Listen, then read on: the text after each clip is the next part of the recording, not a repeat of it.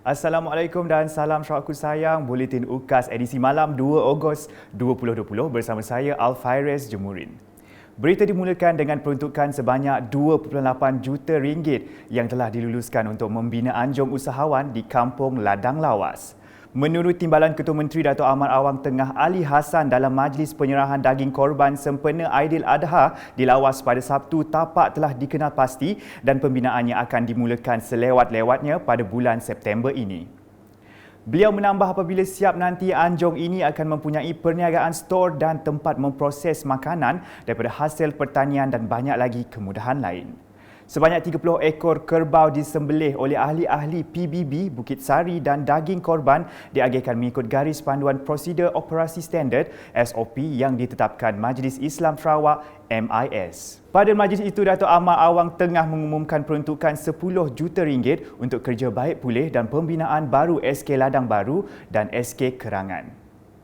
Dalam majlis yang sama, Dato' Amar Awang Tengah turut memberitahu beberapa projek akan dilaksanakan di Kampung Serubaya, Kampung Ladang dan Kampung Seberang.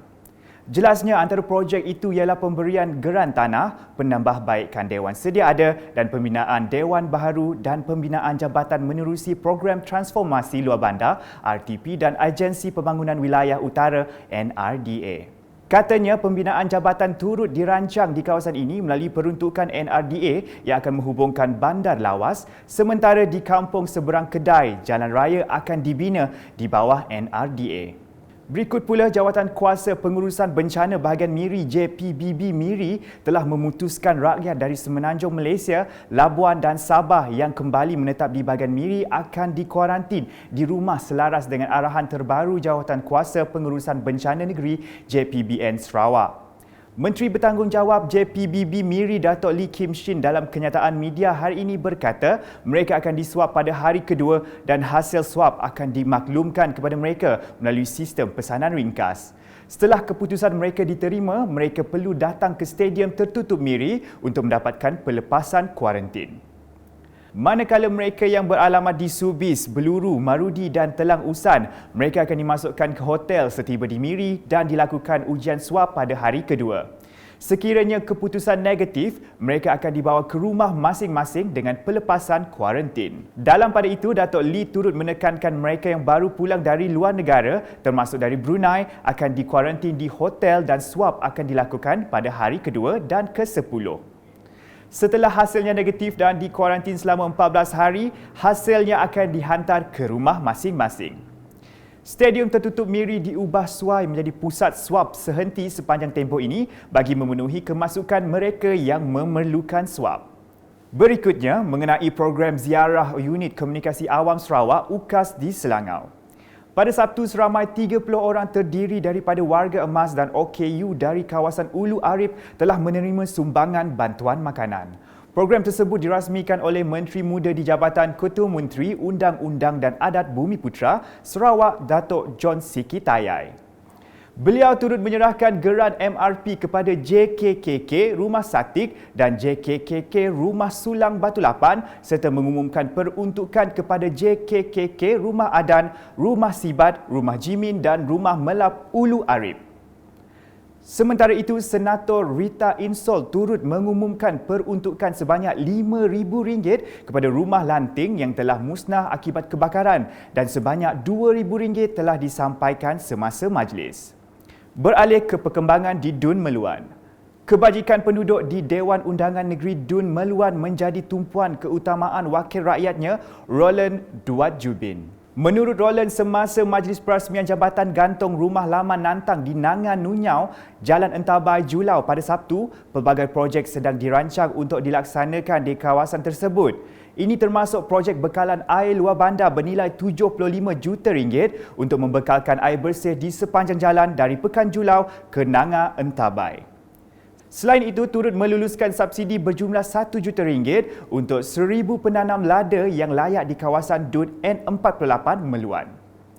Jambatan gantung tersebut yang dibina dengan kos RM300,000 di bawah projek transformasi luar bandar RTP dan siap pada 20 Februari 2019 memberi manfaat kepada lebih kurang 250 penduduk rumah panjang yang sebelum ini terpaksa menyeberangi Sungai Kanawit dengan bot untuk sampai ke Jalan Raya ke Pekan Julau. Pada majlis tersebut, Roland Duat turut mengumumkan geran RM20,000 untuk membina rumah dapur JKKK Rumah Laman dan RM2,000 untuk Biro Wanita Rumah Panjang tersebut bagi menjayakan program yang telah dirancang. Seterusnya pula mengenai ibadah korban di Dun Lingga. Sebanyak 14 ekor lembu telah dikorbankan di kawasan Dun Lingga sempena sambutan Hari Raya Aidiladha pada tahun ini. Ahli Dewan Undangan Negeri Dun Lingga Simoy Peri berkata, pada tahun ini ibadah korban diraikan dalam norma baharu bagi mengelakkan penularan wabak COVID-19. Beliau berkata demikian selepas bersama penduduk di Kampung Hilir, Kampung Hulur dan Kampung Stumbin, Sri Aman dalam program ibadah korban Dun Lingga pada Sabtu. Ibadah korban turut dilaksanakan di Kampung Tengah Sri Aman, Kampung Agropolitan Seduku Baru, Kampung Lingga dan Maludam.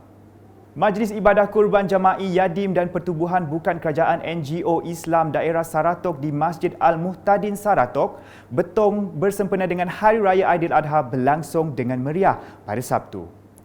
Adun Kalaka Datuk Haji Abdul Wahab Aziz ketika ditemu bual selepas merasmikan majlis tersebut berkata program tersebut merupakan suatu yang bersejarah dan berharap usaha itu dapat diteruskan pada masa akan datang. Macam pada pagi ini terasa satu sejarah sebab tak pernah kita korbankan lebih 20 ekor sapi. Biasa saya bagi pusat khidmat kurang lebih 13 ekor saja. Ini hari lebih 20. So kita agihkan kepada surau masjid semua dalam adun N38 Kelakar. Alhamdulillah lah kena sambutan begitu baik daripada Yayasan Ikhlas dan juga pada Yadim. Dalam pada itu, Pengarah Yadim Negeri Sarawak Awang Dul Hadi Awang Mat memaklumkan sebanyak 14 NGO dan institusi Islam dari seluruh daerah Saratok terlibat dalam majlis itu. Okay, untuk makluman, program ini telah melibatkan sebanyak 14 NGO dan institusi Islam di daerah Saratok. Yang mana mereka terdiri daripada Hikmah Bahagian Betong, Urustia Saudara Kita, daerah Saratok dan juga cawangan-cawangan di sekitar daerah Saratok, Yayasan Ikhlas dan juga termasuk Masjid Al-Muhtadin sebagai lokasi program kita pada hari ini, di samping beberapa buah surau yang terlibat di sekitar daerah Saratok. Tambahnya sebanyak 15 ekor lembu telah dikorbankan dan dianggarkan 750 orang sasaran asnaf dan saudara kita di sekitar Saratok dan perkampungan berhampiran akan mendapat manfaat daripada agihan-agihan daging korban itu. Beralih ke perkembangan COVID-19 di Sarawak. Jawatan Kuasa Pengurusan Bencana Negeri JPBN Sarawak dalam kenyataan media hari ini memaklumkan tiada kes positif COVID-19 dilaporkan menjadikan jumlah keseluruhan kes positif kekal sebanyak 678 kes. Turut dimaklumkan 3 kes baru yang telah pulih dan dibenarkan discharge dari Hospital Umum Sarawak menjadikan jumlah keseluruhan kes positif COVID-19 yang telah pulih dan dibenarkan discharge setakat hari ini adalah seramai 594 orang atau 87.61%. Sementara itu, daerah Kuching telah bertukar daripada status merah kepada status kuning hari ini dengan jumlah 39 kes tempatan yang dilaporkan dalam tempoh 14 hari yang lepas. Manakala daerah Samarahan, Serian, Bau dan Lundu masih kekal berstatus kuning.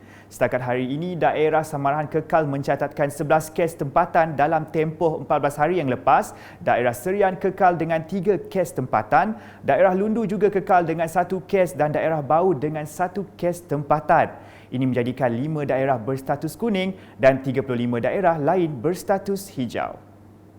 Sekian edisi malam bersama saya Al-Fairez Jumurin dan kru penerbitan. Untuk mengetahui berita-berita terkini Sarawak, setiap hari layari UKAS channel di YouTube atau melalui Facebook, Instagram, Twitter dan aplikasi Telegram Buletin UKAS. Salam UKAS.